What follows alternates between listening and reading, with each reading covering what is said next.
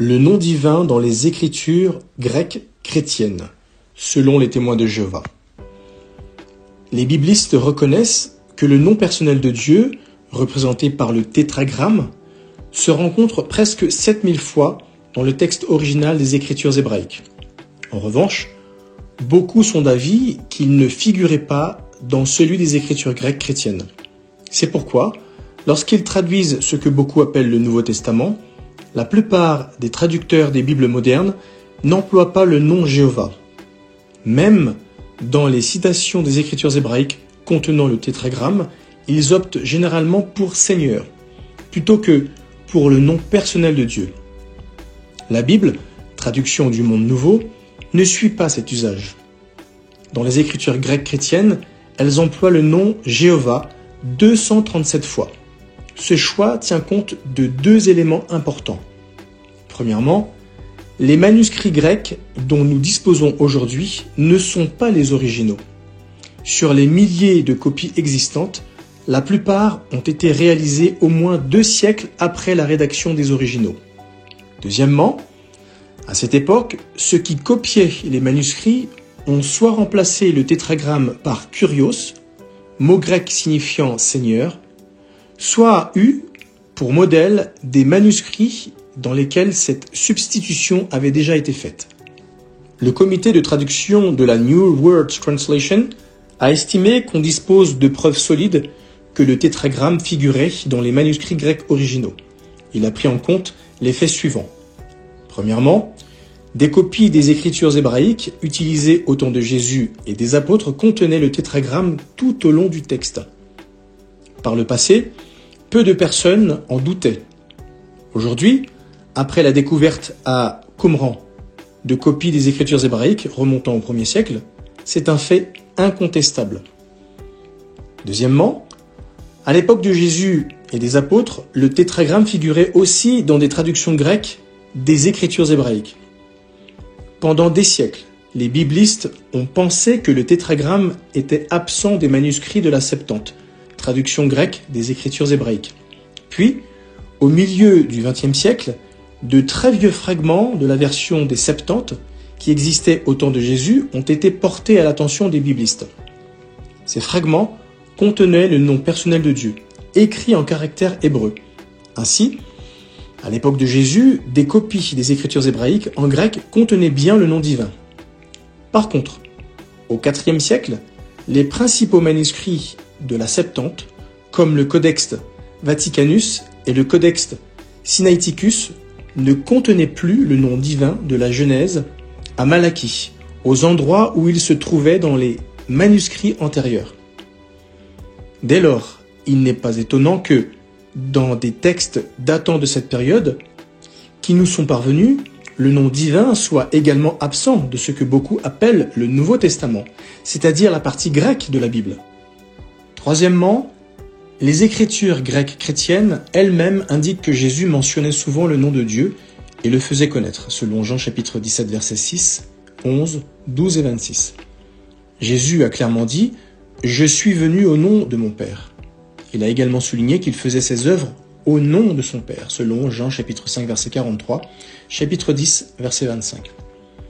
Quatrièmement, puisque les écritures grecques chrétiennes sont une suite des écritures hébraïques, écrites sous inspiration, il ne serait pas logique que le nom de Jéhovah disparaisse soudainement du texte. Vers la moitié du 1er siècle, le disciple Jacques a dit aux anciens de Jérusalem « Simon a raconté minutieusement comment, pour la première fois, Dieu s'est occupé des nations pour tirer d'entre elles un peuple pour son nom, selon Actes chapitre 15, verset 14. En toute logique, Jacques n'aurait pas fait une telle déclaration si personne, au 1er siècle, ne connaissait ni n'utilisait le nom de Dieu. Cinquièmement, le nom divin figure dans les écritures grecques chrétiennes sous sa forme abrégée. En Révélation chapitre 19, versets 1, 3, 4 et 6, le nom divin est contenu dans le mot « Alléluia ». Alléluia vient d'une expression hébraïque qui signifie littéralement « louer Jah ». Or, Jah est la contraction du nom Jéhovah. De nombreux noms que l'on rencontre dans les écritures grecques chrétiennes sont formés à partir du nom divin. D'après des ouvrages de référence, le nom même de Jésus signifie « Jéhovah est mon salut ». Sixièmement, des écrits juifs des premiers siècles de notre ère indiquent que les chrétiens juifs employaient le nom divin dans leurs écrits. La Tosefta, recueil de lois orales achevé vers l'année 300, dit au sujet d'écrits chrétiens qui seraient brûlés un jour de sabbat. Je cite, « Les Blancs, Gilionim, traduisible aussi par Évangile, et les livres des hérétiques, vraisemblablement, les chrétiens juifs, ne doivent pas être sauvés de l'incendie. Mais il faut les laisser brûler sur place, eux, et les noms ineffables, occurrence du nom divin. » Dans cette même source, Rabbi Yossé le Galiléen, qui a vécu au début du IIe siècle de notre ère, explique ce qui devait se faire les autres jours de la semaine. On découpera les emplacements, des noms ineffables manifestement dans les écrits chrétiens.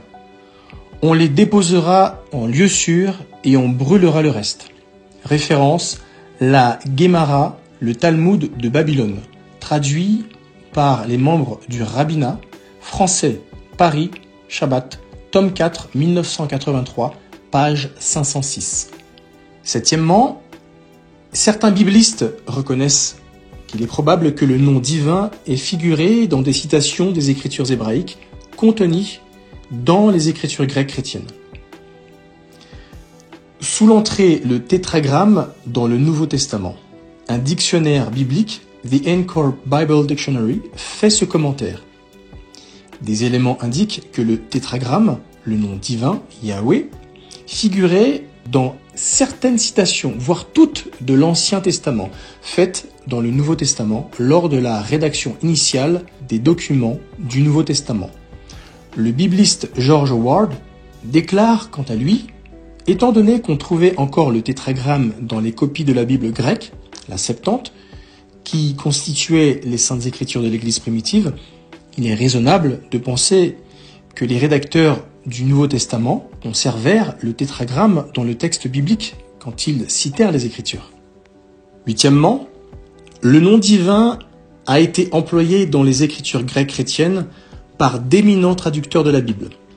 Voici quelques-unes de leurs versions, certaines ayant été produites bien avant la traduction du Monde Nouveau.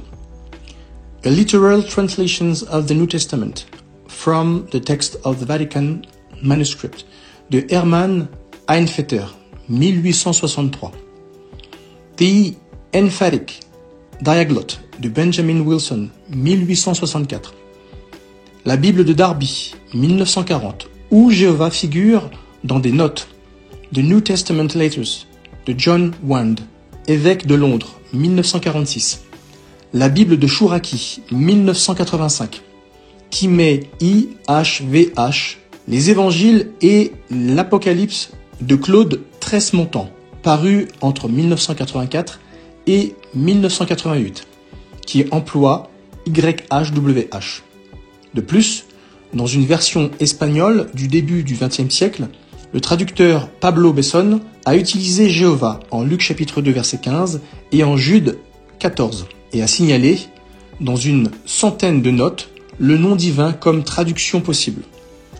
Bien avant ces traductions, dès le XVIe siècle, des versions hébraïques des écritures grecques chrétiennes ont utilisé le tétragramme dans de nombreux passages.